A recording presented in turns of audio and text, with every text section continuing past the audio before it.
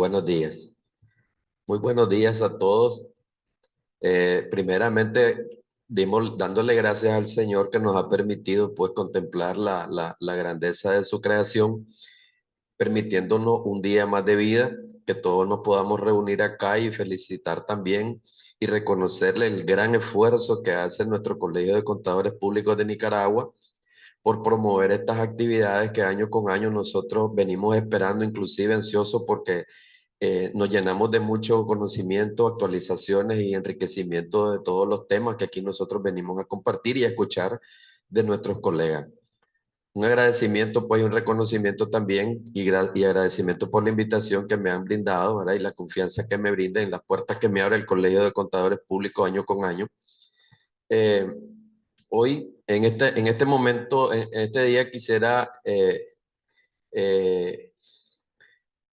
compartir con ustedes un tema que quizá pues voy a obviar esta parte porque ya creo que el licenciado Federico ya la expuso excelentemente bien. Voy a exponer un tema con ustedes que quizás hayan escuchado y quizás pues ya tengan bastante conocimiento de esta parte. Sin embargo, como yo había expresado en algunas exposiciones anteriores, yo soy como una gotita de agua ahí que vengo siempre calando y haciendo eco de este tipo de temas, promoviendo este tipo de, de temas. Voy a tratar de llevar con ustedes a cabo el diamante del fraude, ¿verdad? Nosotros anteriormente, como hemos conversado, hemos conocido el triángulo del fraude, pero luego pues acá se ha incorporado un elemento más y el que ahora vamos a tratar de compartir con, con, con todos los profesionales de la contaduría.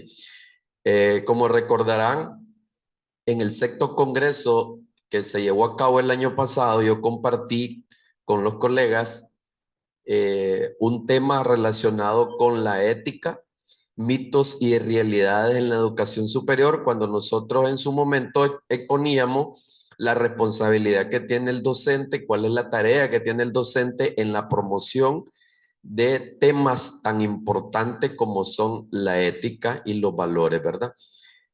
A lo mejor muchos pensarán que estos temas no traen mucha importancia o quizás no sean de mucho interés, ¿verdad? Sin embargo, hay estudios que muestran, revelan las cantidades de dinero que muchas empresas tienen que invertir para combatir este tipo de delitos, ¿verdad? Entonces, ese fortalecimiento que tienen las empresas por luchar y contrarrestar este tipo de prácticas o malas prácticas es lo que desde mi perspectiva, desde mi punto de vista, desde mi quehacer y campo laboral, he tratado yo también de promover y incentivar.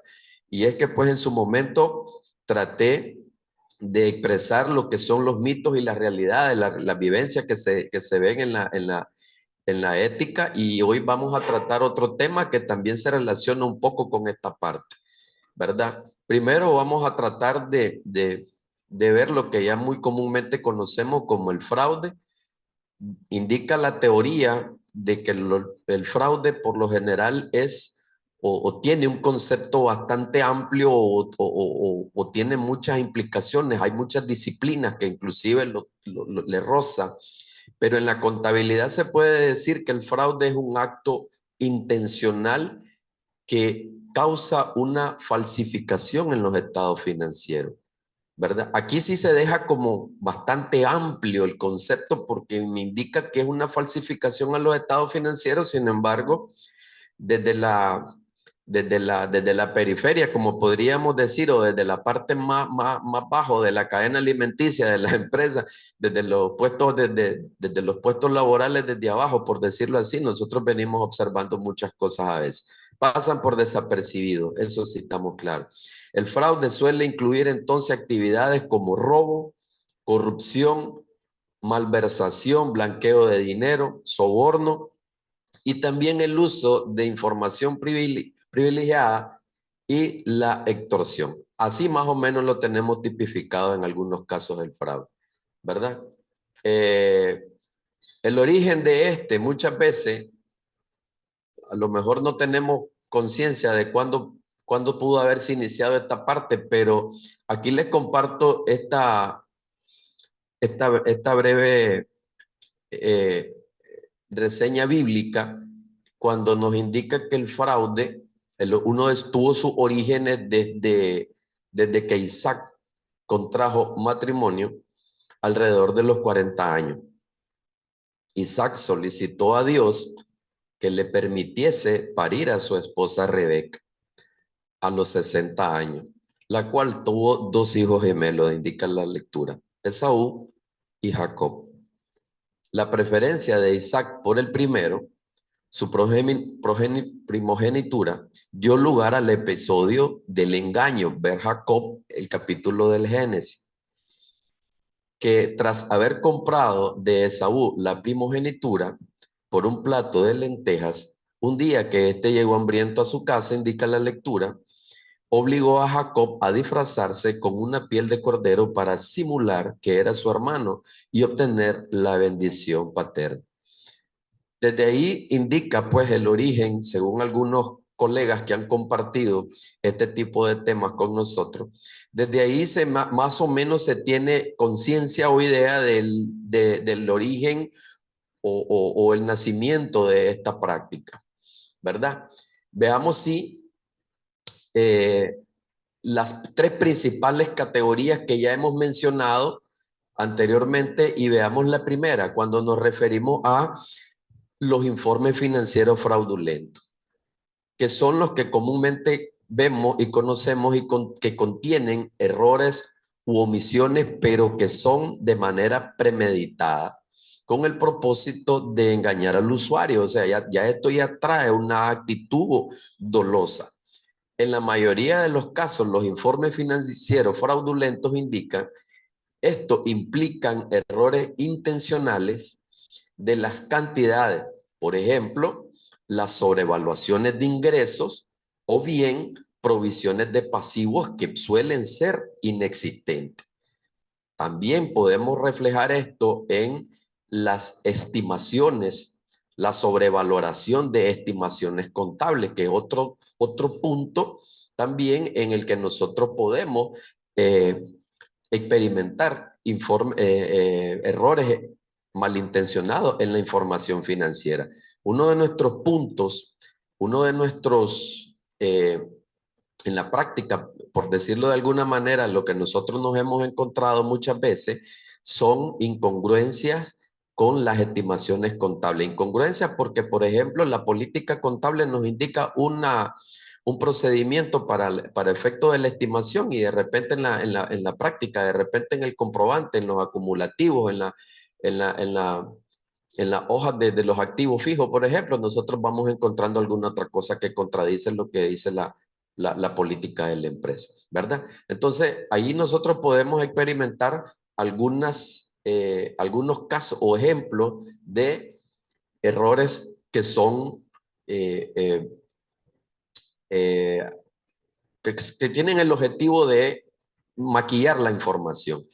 En Nicaragua nosotros tenemos el Código Penal que penaliza este tipo de delito. Podemos ver la ley 641 que habla sobre la presentación de balance falso. Ahí podemos nosotros también tomar referencia sobre esto y es que aquí en Nicaragua hay pues una ley que prohíbe esta práctica, que penaliza esta práctica, ¿verdad? Hay expertos, colegas que son abogados inclusive que han extendido o explicado, llevado a cabo mucha orientación sobre esta ley 641 pues es importante que nosotros colegas docentes conozcamos un poco de esta interioridad de esta ley, ¿verdad? Veamos la segunda categoría y es la malversación de activos y es que el fraude que involucra el robo de activos de una entidad, por lo general este término dice se refiere al robo que involucra a empleados de la empresa y a otras personas de la entidad. Y en muchos casos también se ha visto que involucran a personas o agentes externos de la compañía. Normalmente la malversación de activos se perpetúa a niveles inferiores en la jerarquía organizacional. Y en casos excepcionales se indica que la alta gerencia está implicada en el robo de los activos de la compañía, ¿verdad? Aquí no podemos decir que solamente los empleados de categorías inferiores están involucrados en esta práctica, sino que también personal de alta gerencia también se ha determinado que tienen alguna implicación en esto, ¿verdad? La tercera parte que nosotros podemos observar entre las categorías es la corrupción que se presenta cuando el defraudador usa indebidamente su influencia en una transacción comercial con el fin de obtener un beneficio para él o a un tercero, ¿verdad? Entonces aquí nosotros vemos también lo que a veces nosotros conocemos como el tráfico de influencia y algunos otros conceptos análogos que nosotros podemos tener con respecto a la corrupción. Aquí nosotros también podemos experimentar esta otra parte también. Y es cuando también en auditoría nosotros conocemos una palabra que a mí me gusta mucho utilizarla y estudiarla con los muchachos en clase cuando la información va sesgada. Entonces nosotros también ahí podemos ver el sesgo que existe en la información financiera o en los estados financieros fraudulentos, que es cuando la información se maquilla, se prepara con la intención de beneficiar a alguien o bien se utiliza para perjudicar o afectar a alguien. Es entonces ahí donde nosotros podemos experimentar que la información financiera está sesgada. Entonces, ¿verdad? Eh, ¿qué pasa con el contador, con el auditor específicamente? ¿Cuál es la responsabilidad que tiene el auditor con respecto al fraude? La NIA 240 nos habla inclusive sobre extensamente sobre lo que es la percepción que debe de tener el auditor con respecto a esta práctica. Para comenzar, solamente traje la parte del concepto que habla la NIA 240 sobre el fraude y relacionándolo un poco con lo que es el diamante del fraude, ¿verdad? El fraude indica la NIA 240 que es un acto intencionado realizado por una o más personas de la dirección, los responsables del gobierno de una entidad, los empleados o bien terceros, reforzando parte de la teoría que nosotros hemos compartido. La NIA 240 viene y termina de, como decimos, de aplacar esta parte. Que conlleve, dice, la utilización del engaño con el fin de conseguir una ventaja injusta e ilegal. Eso nos dice la NIA 240, ¿verdad? Pero para ello también la NIA 240 nos dice que existen muchos factores de riesgo, que son hechos o circunstancias que indican la existencia de un incentivo o de un elemento de presión para cometer fraude o que proporciona la oportunidad para cometerlo. Esta parte de los factores de riesgo que habla la NIA 240, yo lo he relacionado mucho con lo que es el tema esencial hoy en particular, que como es el diamante del fraude, porque los factores de riesgo que habla la NIA 240 prácticamente refieren a esos pilares, por decirlo de alguna manera, a esos pilares del diamante del fraude, ¿verdad? Una de las principales causas de los fraudes de las empresas se ha podido determinar mediante un estudio realizado por una asociación de examinadores de fraude certificado. Entiendo que esta es de Estados Unidos, entiendo, ¿verdad? No estoy muy claro, pero por sus siglas en inglés, ACFE, esta organización hizo un estudio donde principalmente mostraba que las principales causas de los fraudes en las empresas, primeramente tenemos las deficiencias, o mejor dicho, yo diría, no solamente las deficiencias, sino que la ausencia de controles internos a la empresa es la principal causa para cometer fraudes en una empresa. Este porcentaje, entiendo, estos porcentajes que tiene cada una de estas, entiendo que ya ha cambiado, entiendo que ya esto ha proliferado, ha subido de niveles y solamente comparto con ustedes el resultado de un estudio que hizo esta organización en su momento y ver cuáles son los porcentajes vertiginosos que se miran en esto. Por ejemplo, decíamos que las deficiencias, o mejor dicho, yo podría atreverme a decir la inexistencia de controles internos en una empresa es la principal causa de fraudes en una empresa. Luego viene la colusión entre los empleados y terceras partes, que es lo que nosotros hemos visto en las láminas anteriores, abarca un segundo puesto. También tenemos la colusión entre los miembros de la organización y las deficientes o inexistentes políticas de ética empresarial. Fíjense que cuando yo estaba, comparto con ustedes, me quedé un poquito como medio atónito cuando estaba leyendo esta parte que dice deficiente o inexistente política de ética empresarial en las empresas. Y yo lo relacionaba con esta parte de los controles internos. Y muchas veces las empresas me dicen, porque sí pasa. Mire, nosotros no tenemos controles internos. Aquí no, nosotros venimos haciendo las cosas porque, mire, así lo hacía el contador anteriormente. Así lo venían haciendo. Y entonces ellos venían como copiando y pegando, pues venían así, haciendo las cosas como la venía haciendo el contador anterior y el contador anterior para atrás y ahí para atrás venía la cadena. Entonces, cuando yo me puse a leer esta parte que decía deficiente o inexistente política de ética, decía, si no tienen controles internos, mucho menos van a tener una política de ética de las empresas. Mucho menos. ¿Para qué? Si muchas veces las empresas consideran un gasto innecesario mandar a capacitar a nuestros trabajadores, a nuestros colaboradores, mucho menos van a pensar que van a hacer un desembolso para venir y decir que van a implementar o llevar a andar una práctica o implementar una política de ética en las empresas, ¿verdad? Me quedé como en ese momento me quedé como trabado pensando un montón de cosas ahí de lo que pasan. Otro de los casos, por ejemplo, el sobrepaso de los controles internos o de gestión. Otra parte, aquí ocupan 11%. Otra parte, el deficiente proceso de contratación de personal. Esta otra parte, fíjense que es bastante común, es bastante frecuente.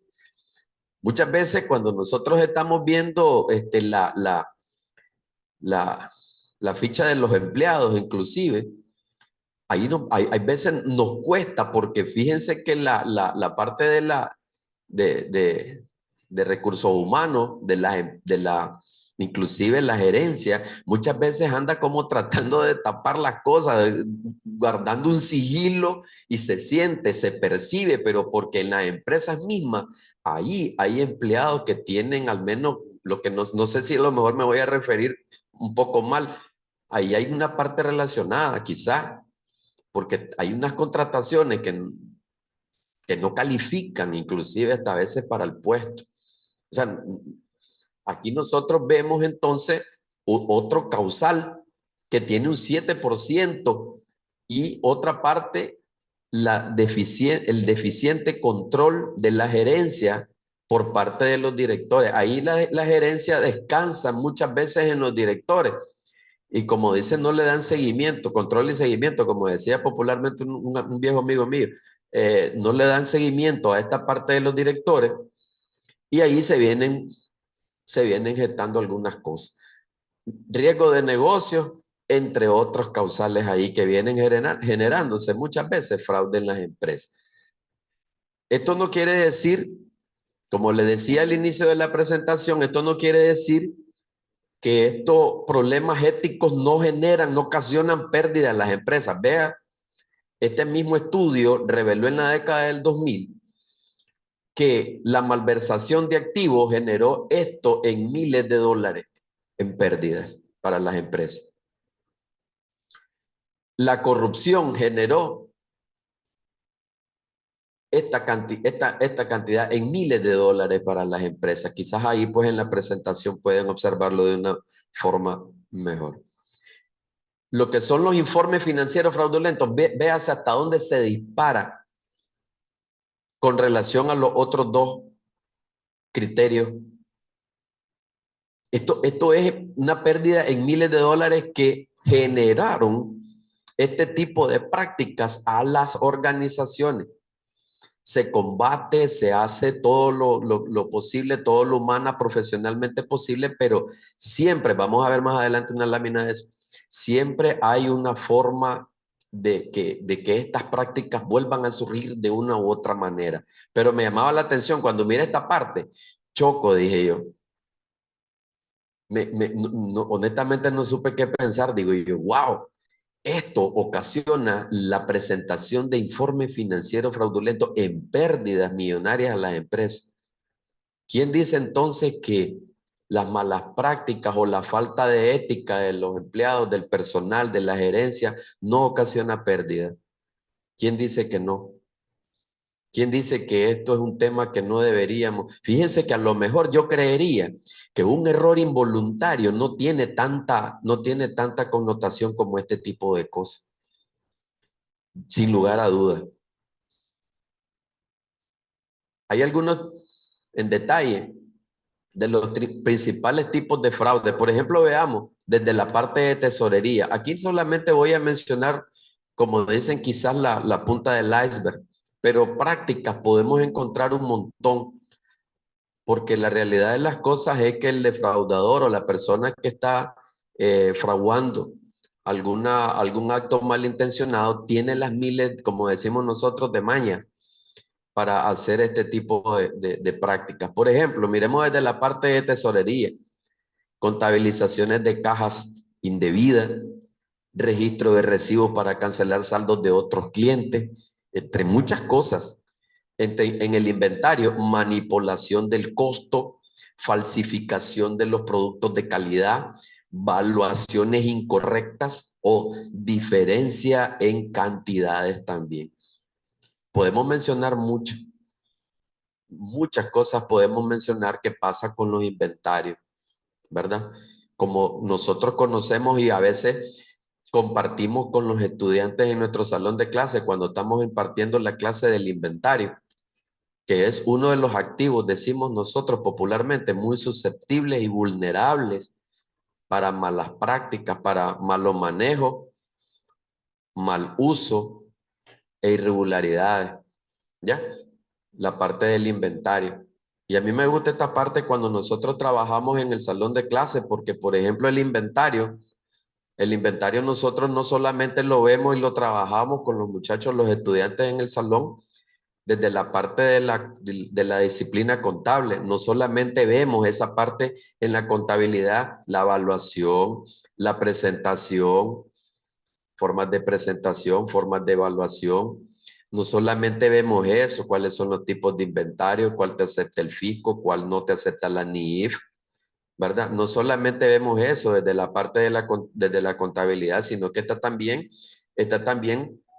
se trabaja en la auditoría, ¿verdad? Esta parte también nosotros del inventario la trabajamos en finanzas.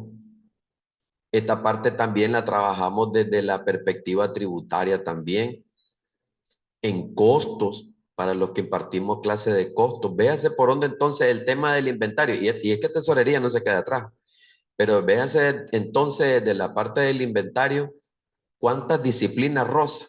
Había mencionado costo, auditoría, tributación, contabilidad, ¿verdad? Si se me escapa una, pues a lo mejor, pero vemos ahí entonces la gran importancia que tiene la cuenta del inventario y la susceptibilidad que tiene este para ser mal manejado, por ejemplo. También, entre otras, podemos ver la parte de los ingresos también, que es cuando nosotros experimentamos ventas y clientes falsos o ficticios muchas veces. La manipulación de descuentos o el reconocimiento de ingresos acelerado o demorado también.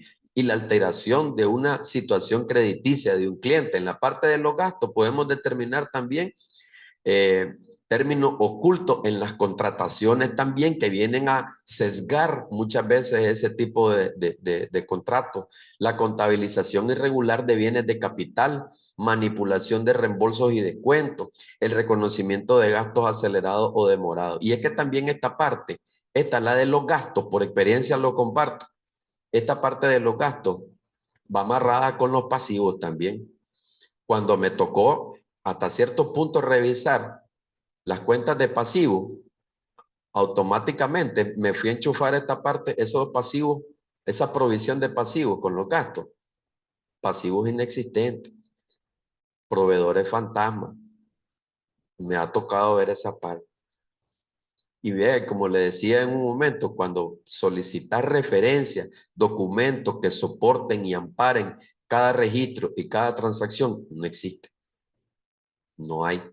¿Ve? Y aquí yo he logrado con los pasivos amarrar operaciones o provisiones que están aquí con los gastos, por ejemplo. ¿Ya? Entonces, como repito, aquí solamente puedo tocar la punta del iceberg, pero aquí hay un montón de, tras una palabra aquí, hay un montón de cosas que nosotros ahí podemos encontrar. Y solamente lo podemos hacer desde la práctica, solamente lo podemos ver ahí desde la práctica.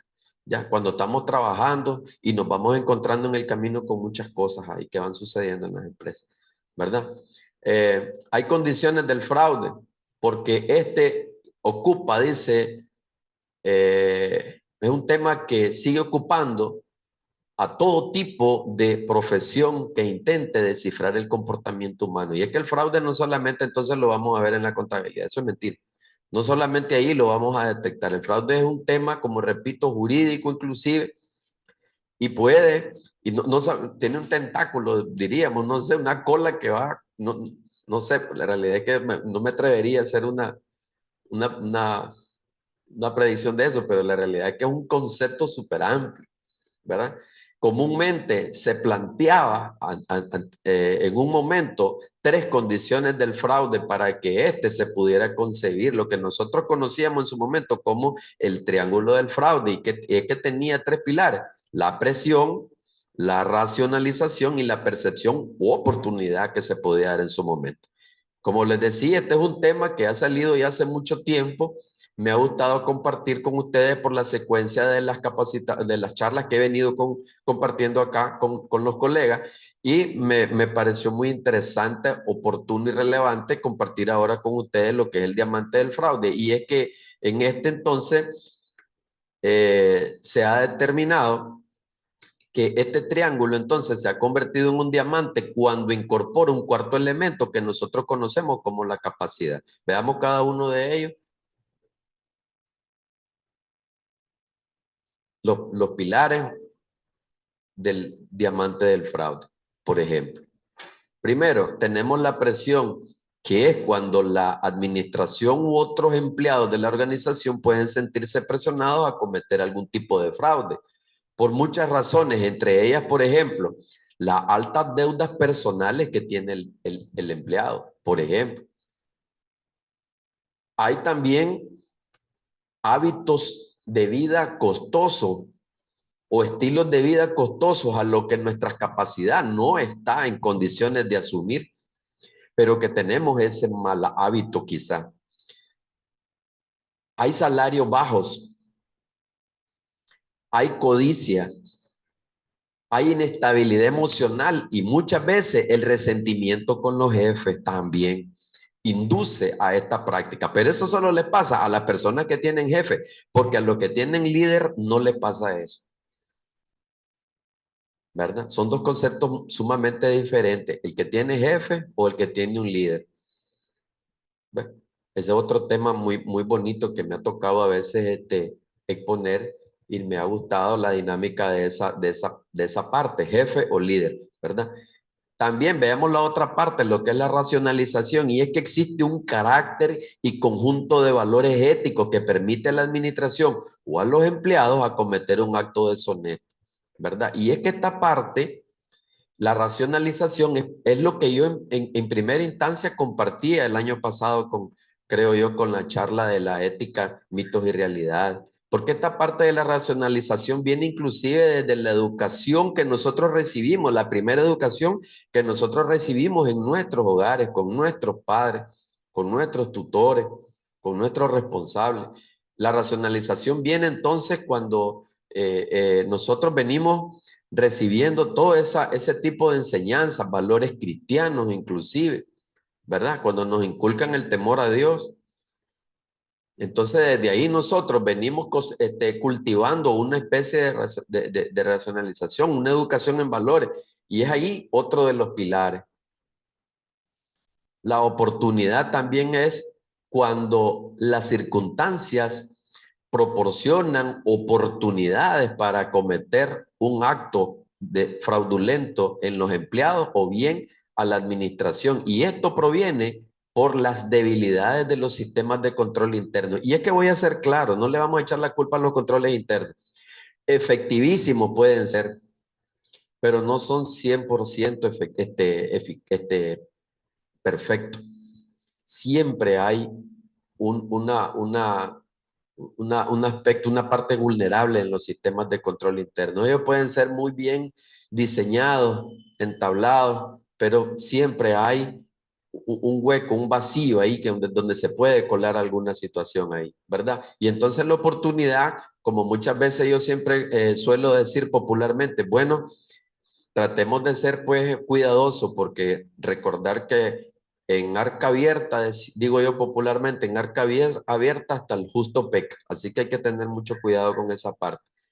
Y luego la capacidad, que es el elemento que se ha incorporado, y es que el defraudador puede sentir la presión por conseguir recursos, puede racionalizar el posible fraude e incluso puede buscar ese vacío que hay en los sistemas de control interno para poder cometer el acto. Pero si esta persona no tiene la capacidad, el hecho no se va a consumar.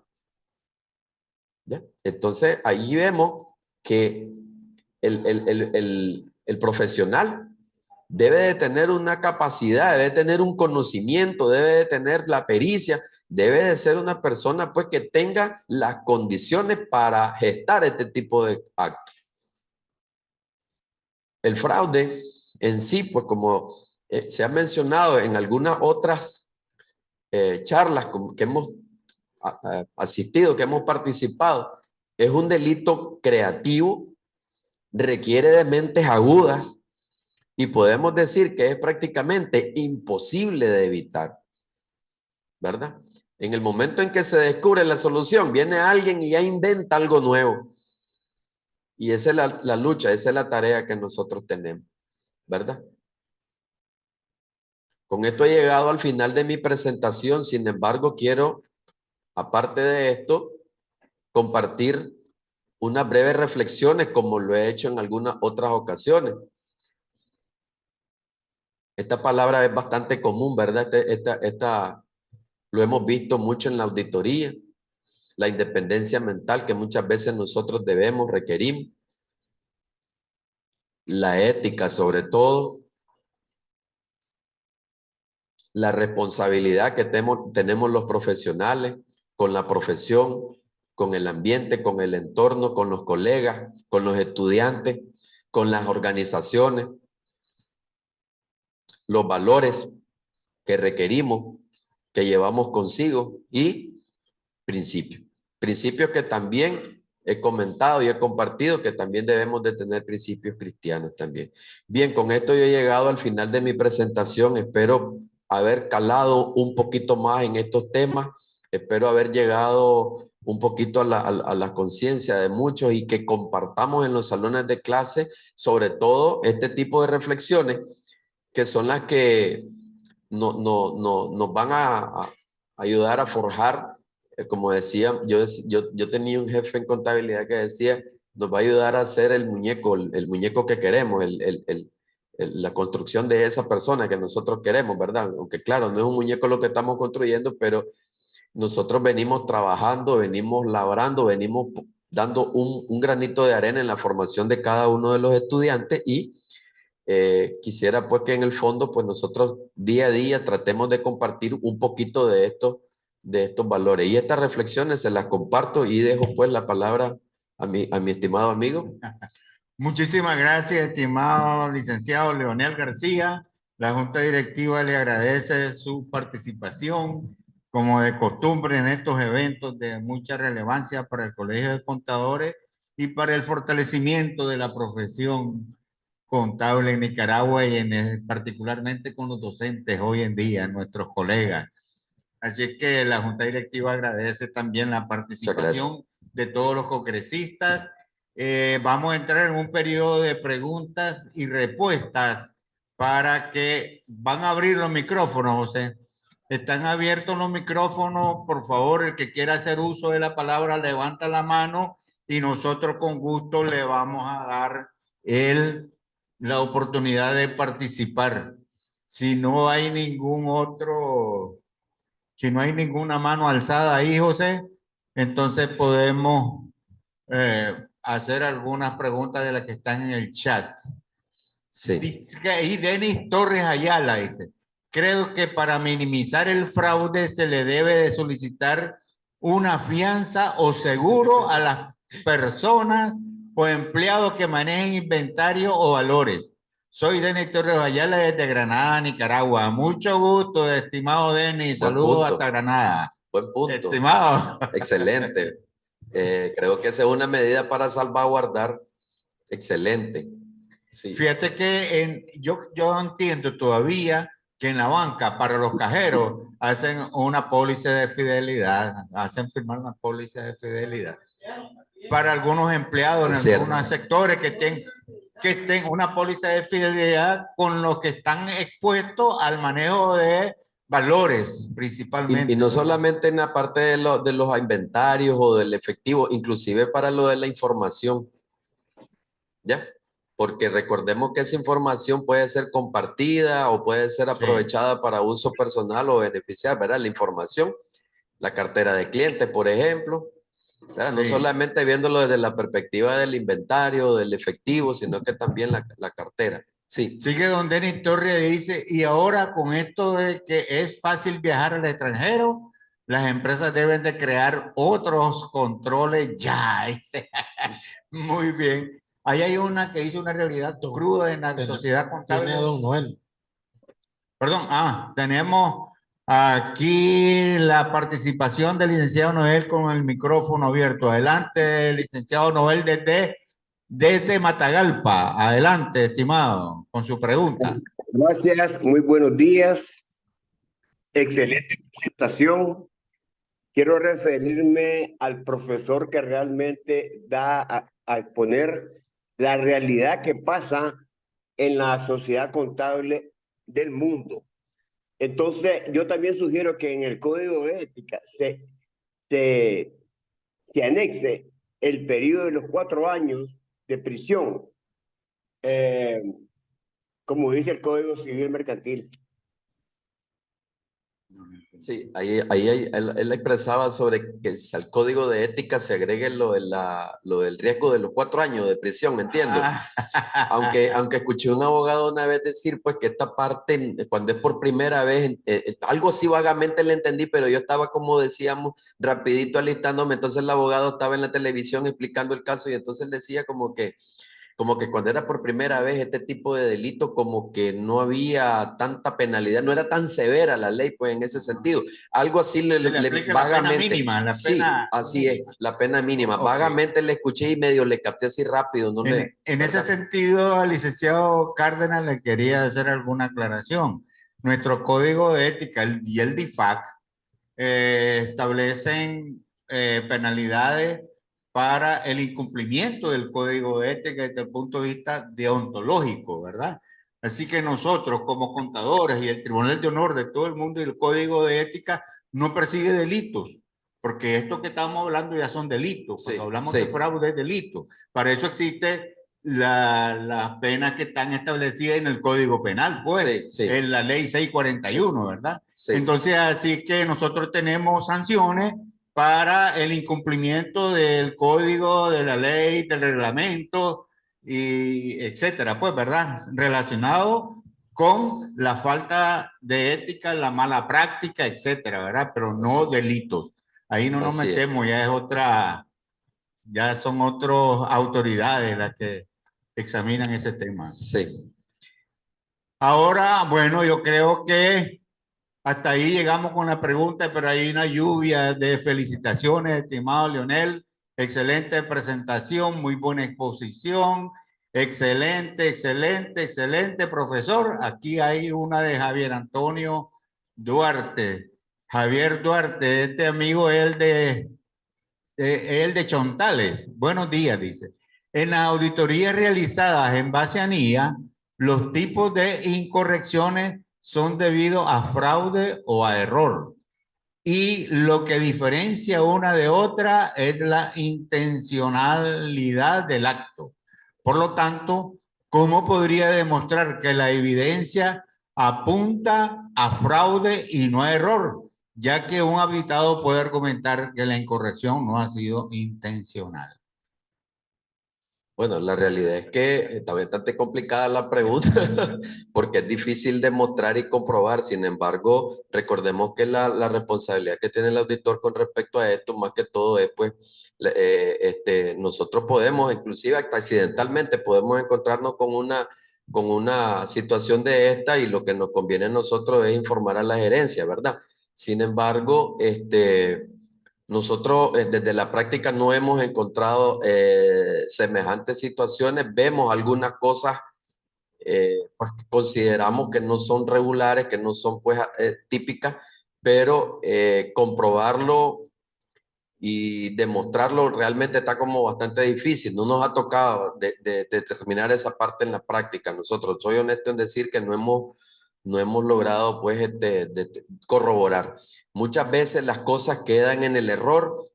La gerencia alega o puede alegar inclusive una mala interpretación en la política, que eso es lo que comúnmente pueden alegar, ¿verdad? Una mala interpretación en la política y prácticamente pues no pasa de ahí, ¿verdad? Pero la realidad es que está bastante complicado de demostrar. Está complicado, pues, ¿verdad? Y es un tema de, a la hora de demostrar eso a través de los hallazgos, son Sí. las evidencias que De tenemos hecho. de esos hallazgos, pues, ¿verdad? Mientras Sí. más evidencia tengamos, pues inclusive hasta se puede ampliar el alcance, Así ¿verdad? es. Para De poder hecho que sí. determinar esas situaciones, de tal manera, pues, que si no tenemos evidencia, pues... De hecho que sí, muchas veces sí. Diga, allá aquí tenemos una pregunta, José. Buenos días, mi nombre es Moisés Bermúdez. Me llamaba mucho la atención la parte donde mencionaban los 4 años de prisión. En estos casos del fraude, tuve conocimiento directo de un personal que montó un fraude, pues, bastante significativo, pero al final fueron despedidos y todo se detectó, ¿ah? Salió a luz los detalles y todo eso. Y entonces, pero en vez de prisión, a ellos les dieron un castigo más grande, mayor que estar en prisión. Porque vos salís de prisión y salís a buscar trabajo y allá trabajo. Pero ellos entraron a una lista. Cuando llegaban a una empresa o cualquiera, cierta empresa muy conocida, a uno de ellos le dijeron, no te podemos dar trabajo, tener las calificaciones, tener perfil, pero estás involucrado en un robo, estás en lista negra. Entonces el hombre en 2 ocasiones le hicieron eso y ya no pudo encontrar trabajo. Ya tiene 7 años que él se la rebusca por su cuenta porque no le dan trabajo. Quedó condenado. Imagínense, eso es peor que estar preso. Creo que es un castigo mucho mayor. Muchas gracias. Sí, Muy ahí buena, yo excelente reflexión. escuché del caso de una empresa donde inclusive, a lo mejor estamos hablando de la misma, pero como decimos en clase, se menciona el pecado, pero no el pecador, ¿verdad? Pero sí ciertamente que no hubo cárcel para las personas que cometieron un delito ahí, se fue en el saco, eso sí, cajero, supervisor de caja, y no recuerdo quién fue el otro, fueron como 4 cargos los que salieron en una empresa, y creo que eso pasó. No recuerdo, no retengo bien si fue año y medio o 2 años atrás cuando pasó esa situación. Yo lo estuve viendo en las redes prácticamente, no salió a la luz pública, pero sí estuve viendo algunos casos de eso, pero no hubo prisión por ello. Eso sí, hubo despido y ya pues no profundicé más, pero sí sé que se les comprobó que había colusión, inclusive supervisor de caja, el cajero, y no recuerdo, eran como 3, 4 personas las que sí salieron ahí de esa empresa. Era una empresa grande, una empresa pues muy importante, pero hasta ahí supe del caso. El profesor Sí. tiene la Profesor palabra. Roger Osorio, bienvenido. Hola, hola, hola. Sí, es solo para ampliar un poquito lo de la pregunta anterior. Recordemos que el objetivo de la de la auditoría financiera es emitir una opinión sobre los estados financieros, no Sí. es decir si hay fraude o no. Si se encontró algún indicio de fraude, esto tendrá que hacerse bajo otro servicio y tienen otros alcances, ¿verdad? Tienen otro objetivo, y ahí es donde al aplicar otro procedimiento, lo primero que vas a hacer es, si fue error o fue intención, demostrar la intención a través de la evidencia, pero estos son otros alcances que están fuera de la auditoría netamente financiera, porque su objetivo no es ese. Excelente, profesor. Muchas gracias por su Excelente, aclaración. estimado. Entonces, aquí siguen las felicitaciones. Hubo un caso de una muchacha que hizo un fraude, pero por estar embarazada la dejaron en libertad. Muchas veces la herencia es la causante del fraude en empresas, cuando ellos mismos hacen cosas incorrectas con los controles. Eso lo abordamos aquí en la presentación, ¿verdad? Sí, sí. Puede existir una partida de seguro para el fraude. Tenemos la póliza de fidelidad, ¿no? Sí, como decía el maestro Cornelio, pues ciertamente que ahí podría haber esa parte, una póliza de seguro. Bueno, mi estimado, nos sumamos a las felicitaciones que están Gracias. ahí en la red. Muchísimas orden gracias, siempre. muy amable. A la orden siempre. De parte Muchas gracias. de la Junta Directiva y del Tribunal de Honor, pues aquí le agradecemos su participación y agradecemos.